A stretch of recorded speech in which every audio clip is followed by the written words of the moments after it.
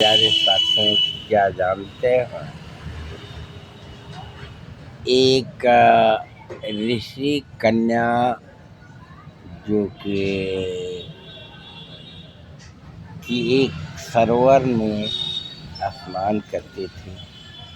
वहीं एक ऋषि पूजा के लिए स्नान करके उसमें ध्यान करते थे। जब वो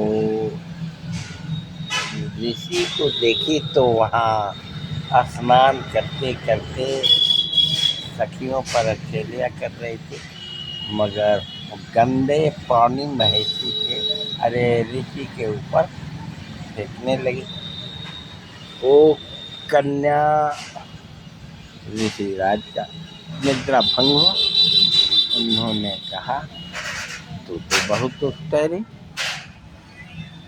जानकर तूने मुझे परेशान करने के लिए से कहे जाते ऐसी हो जाओ।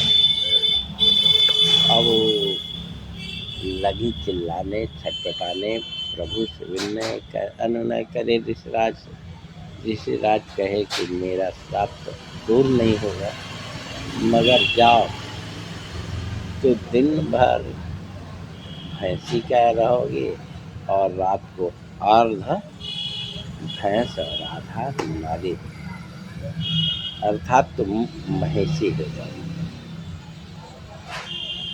और कह के चले गए। महेशी उसी का आधा दिन में नारी और रहने लगी।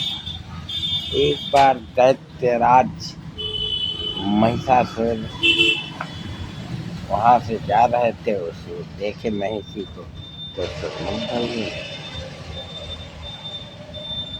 वो गर्भिणी हो गई तो उसे महिषासुर नामक राक्षस उत्पन्न हुआ। मगर वो जब चाहे तो मानव रूप में हो जाता था, जब चाहे पैसा रूप में हो जाता था। हमारे ऋषिराज तो चले गए। अंत में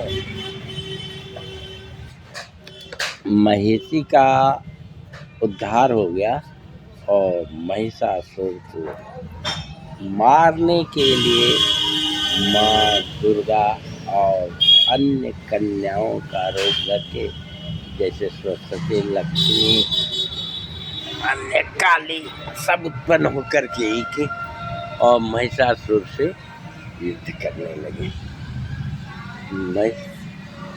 महिषासुर का अंत में जब वो कहता कन्न का नारियों का लेके बल तुम अभिमानी बन गए, अंत में वो उसका माँ दुर्गा नाश